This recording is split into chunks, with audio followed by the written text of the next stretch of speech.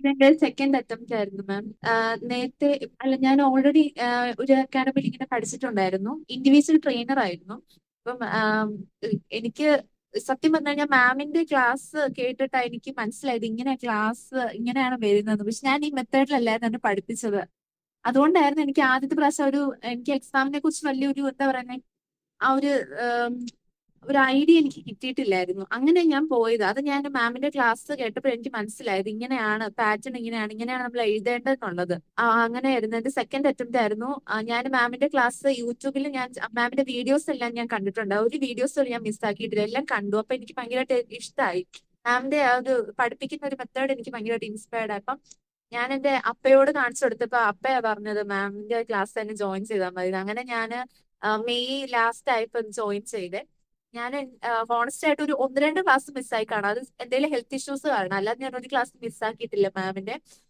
മാം പഠിപ്പിച്ച ലാസ്റ്റ് ആയിട്ട് O B G എന്നുള്ള ക്വസ്റ്റ്യൻസ് ഒക്കെ എനിക്ക് KFCD ക്വസ്റ്റ്യൻസ് ഒക്കെ വന്നിട്ടുണ്ടായിരുന്നു. പിന്നെ ബൗട്ടായി ക്വസ്റ്റ്യൻ മാം പഠിപ്പിച്ച സെയിം ക്വസ്റ്റ്യൻ, ഹെൽത്ത് സിൻഡ്രോ അതേപോലെ ഹൈപ്പർവസിസ് അവിടെ അത് ശരിക്കും മാം എന്നെ അന്ന് ക്ലാസ് എനിക്ക് മാം പറഞ്ഞു. എനിക്ക് ഞാൻ ചെയ്തുകൊണ്ടിരുന്ന സമയത്തൊക്കെ മാം പറഞ്ഞ കാര്യങ്ങൾ എന്റെ ചെവിയിൽ ഇങ്ങനെ കേട്ടോണ്ടിരിക്കുക. മാം പറഞ്ഞിട്ടില്ലായിരുന്നു ലാബ് വാല്യൂസ് വെച്ച് നിങ്ങൾ ഡിഫറൻഷിയേറ്റ് ചെയ്യണോന്നുള്ളത്.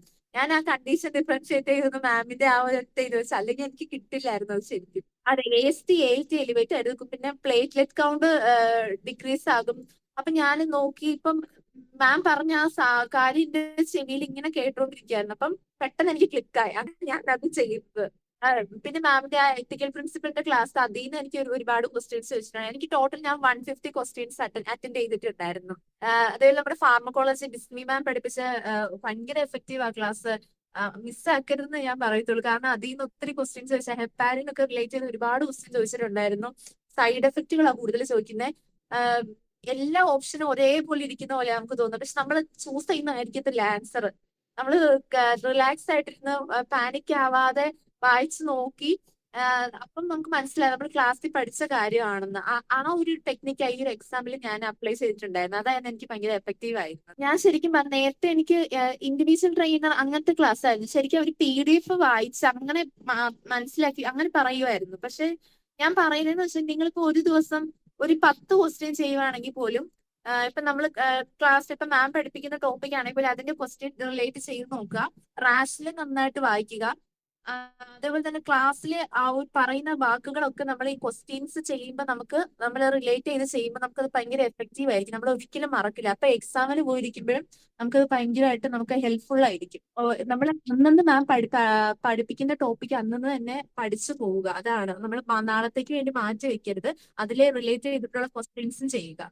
അങ്ങനെയാണ് മാം എനിക്ക് ഭയങ്കര എഫക്റ്റീവായി. ഞാൻ പാസ്സായത് അങ്ങനെയായിരുന്നു. മാം എടുക്കുന്ന ക്ലാസ് അന്ന് രാത്രി ആയ പോലും പഠിച്ചിട്ടേ ഞാൻ കിടക്കത്തുള്ളായിരുന്നു. പിന്നെ മോർണിംഗ് എഴുന്നേറ്റ് ക്വസ്റ്റ്യൻസ് ചെയ്യും.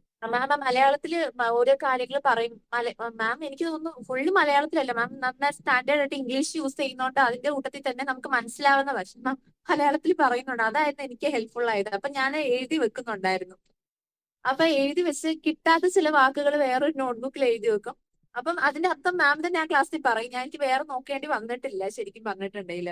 അങ്ങനെയായിരുന്നു. എനിക്ക് ശരിക്കും പറഞ്ഞാൽ മാമിന്റെ ആ ഒരു ക്ലാസ്സിൽ നിന്ന് ഓൾമോസ്റ്റ് എനിക്ക് ക്വസ്റ്റ്യൻസ് കുറെ വന്നിട്ടുണ്ട്. ഞാൻ ഹോണസ്റ്റ്ലി പറയാം, വെറുതെ പറയില്ല.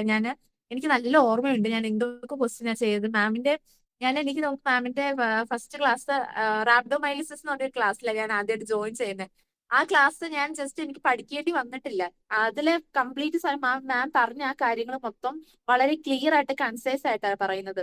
അതാ എനിക്ക് മൈൻഡിൽ കയറുന്നത്. വേറെ ഒന്നും പ്രത്യേകിച്ച് പഠിക്കേണ്ടി വരുന്നില്ല. പിന്നെ ആ ക്വസ്റ്റ്യൻസും കൂടെ ചെയ്യുമ്പോൾ നമുക്കൊരു ഐഡിയ കിട്ടുന്നുണ്ട്. പിന്നെ മാം കൂടുതൽ നല്ല ടെക്നിക്ക് പറയുന്നുണ്ട്. എങ്ങനെയാണ് എലിമിനേറ്റ് ചെയ്യേണ്ടത്, എങ്ങനെയാണ് നിങ്ങൾ ആ ട്രിക്ക് യൂസ് ചെയ്യേണ്ടത്, ആ സ്ട്രാറ്റജിയാണ് മാം നന്നായിട്ട് പഠിപ്പിക്കുന്നത്.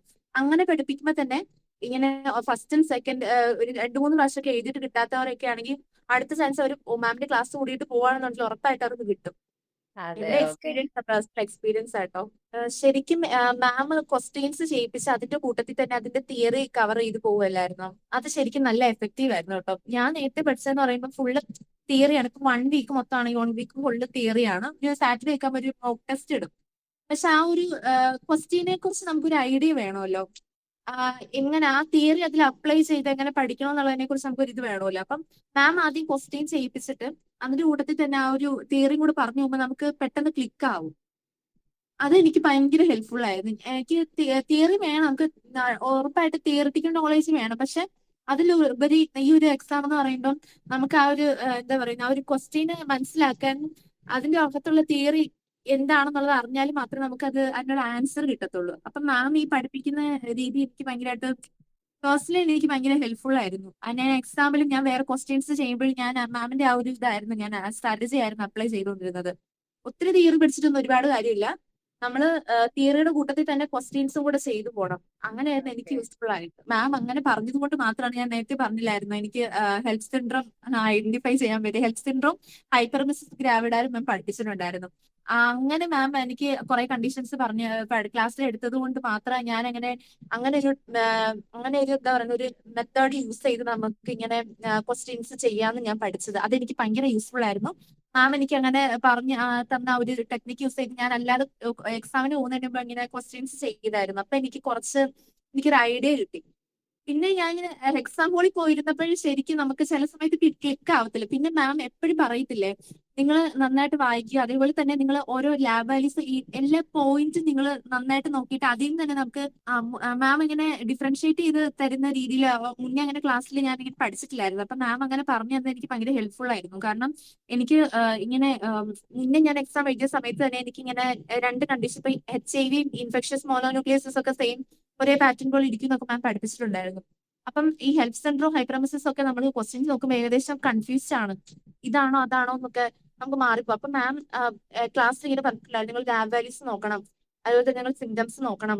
അത് നിങ്ങൾ ഇങ്ങനെ നോക്കുമ്പോൾ നിങ്ങൾക്ക് മനസ്സിലാകും. അങ്ങനെയാണ് നമ്മുടെ ആ ട്രിക്കാണ് യൂസ് ചെയ്യേണ്ടത്. അപ്പൊ മാം പഠിപ്പിച്ച കാര്യങ്ങളൊക്കെ എനിക്ക് അങ്ങനെ എക്സാമിൽ ഇങ്ങനെ ഞാൻ ഓർക്കുമായിരുന്നു. അങ്ങനെ എനിക്കത് ഡിഫറൻഷിയേറ്റ് ചെയ്ത് ആൻസർ ചെയ്യാൻ പറ്റിയത്. അത് ഞാൻ മുന്നേ ഓക്കെ. പഠിച്ചിട്ടില്ലായിരുന്നു കേട്ടോ. വളരെ യൂസ്ഫുൾ ആയിരുന്നു. അത് നമുക്ക് ഒരിക്കലും GCSE, ഞാൻ ഓൾറെഡി സൗദി എഴുതിയ ഒരാളാണ്, പക്ഷെ ആദ്യം ഞാൻ പഠിച്ച ആ ടെക്നിക്ക് വെച്ച, പക്ഷെ നമ്മൾ ഒരിക്കലും ആ ടെക്നിക്കിൽ എൻട്രൻസ് പഠിച്ച പാസ്സാവില്ല. എന്റെ ഒരു ഇതെന്ന് പറയുമ്പോൾ സ്ലോ ആയിട്ട് റീഡ് ചെയ്യുക, സേഫ്റ്റി ആയിട്ട് തിങ്ക് ചെയ്യുക, അതിൽ ഏറ്റവും സേഫ് ആയിട്ടുള്ള ഒരു ആൻസർ എടുക്കുക. അങ്ങനെ ഞാൻ മാമിന്റെ ക്ലാസ്സിൽ നിന്ന് പഠിച്ച ഒരു കാര്യം അതാ. ഇപ്പം മാം പറഞ്ഞതുപോലെ നമുക്ക് ABC വെച്ച് ചെയ്യാവുന്ന ക്വസ്റ്റ്യൻസ് ഉണ്ട്. അതുപോലെ എല്ലാ ക്വസ്റ്റ്യൻസും നമുക്ക് ABC അപ്ലൈ ചെയ്യാൻ പറ്റത്തില്ല. കാരണം ക്വസ്റ്റ്യൻസ് വളരെ ട്രിക്കി ആയിരിക്കും, അതേപോലെ തന്നെ ഡിഫറെന്റ് ആയിരിക്കും.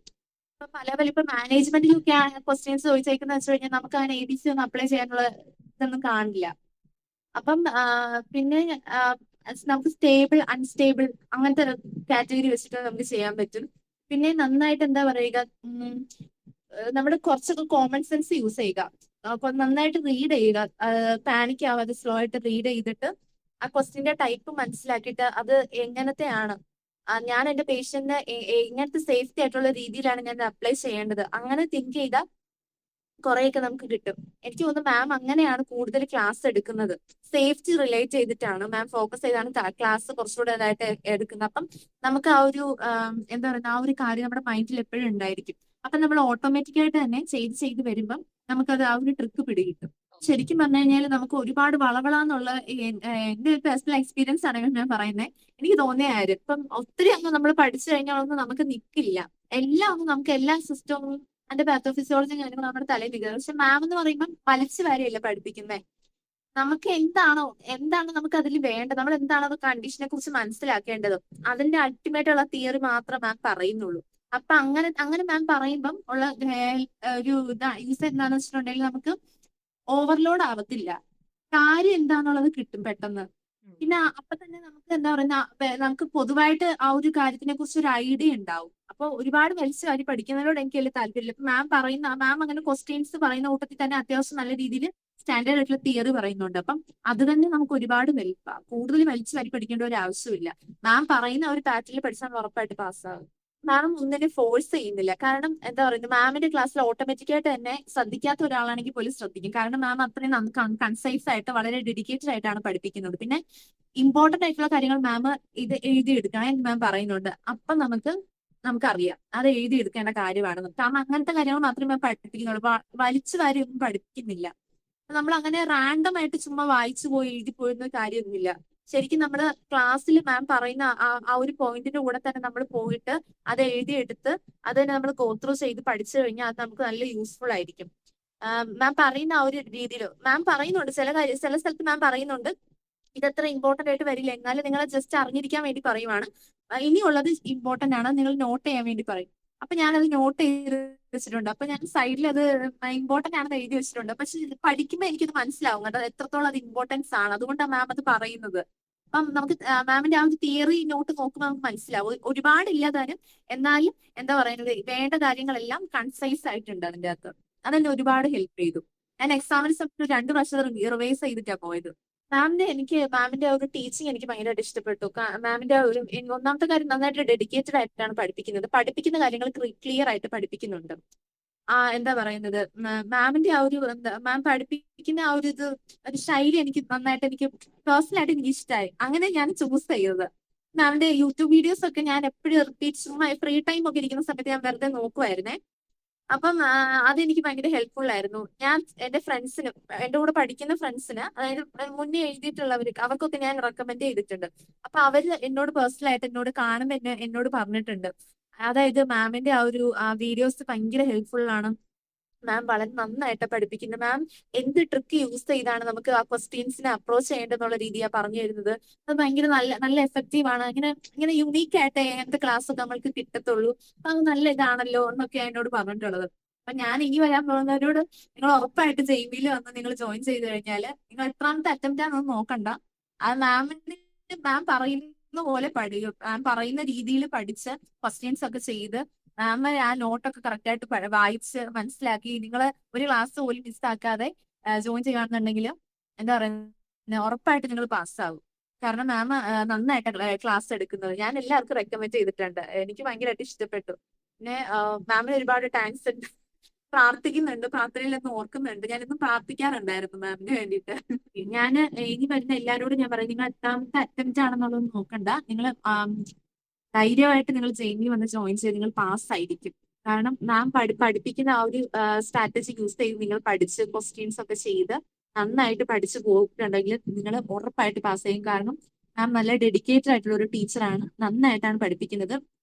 വേറെ എന്താ പറയുക, വേറുള്ളവരെ പോലെ വലിച്ചു വരാൻ ഒരുപാട് തിയറി ഒന്നും പറയുന്നില്ല, നമുക്ക് എന്ത് സ്ട്രാറ്റജി യൂസ് ചെയ്താൽ നമ്മൾ പാസ് ആവും എന്നുള്ള രീതിയിൽ പറഞ്ഞ് മാം പഠിപ്പിക്കുന്നുണ്ട്. അത് തന്നെ നമ്മൾ ഫോളോ ചെയ്ത് കഴിഞ്ഞാൽ ഉറപ്പായിട്ട് നമ്മൾ പാസ്സാവും. കാരണം മാം നല്ലൊരു ടീച്ചറാണ്. കാരണം മാമിന്റെ ടീച്ചിങ് കേൾക്കുമ്പോൾ നിങ്ങൾക്ക് ക്ലാസ്സിൽ കയറുമ്പോൾ തന്നെ നമുക്ക് മനസ്സിലാവും. കാരണം അത്ര നന്നായിട്ടാണ് പഠിപ്പിക്കുന്നത്, ക്ലിയർ ആയിട്ട് മലയാളത്തിലാണ് പഠിപ്പിക്കുന്നത്. ഇതേപോലെ ഒന്നും വേറെ ഒരു ടീച്ചർ പഠിപ്പിക്കത്തില്ല ഇത്രയും നന്നായിട്ട്. കാരണം മുന്നേ മാത്സ് എന്ന് പറയുമ്പോൾ അവർ ഇങ്ങനെ ഇങ്ങനെ ഒന്നും ഇരിക്കത്തില്ല. കാരണം അവർ വണ്ണാണെങ്കിൽ പോലും അവർ പെട്ടെന്ന് അത് തീർത്തിട്ട് ആ PDF ഒക്കെ വായിച്ചിട്ട് പോവാൻ അങ്ങനെ നോക്കത്തുള്ളൂ. ബാക്കി നിങ്ങൾ എൻഗ്ലസ് ടിക്സ് കാര്യങ്ങളൊക്കെ നിങ്ങൾ തന്നെ വായിച്ചെടുത്തോളാന്ന് പറഞ്ഞു.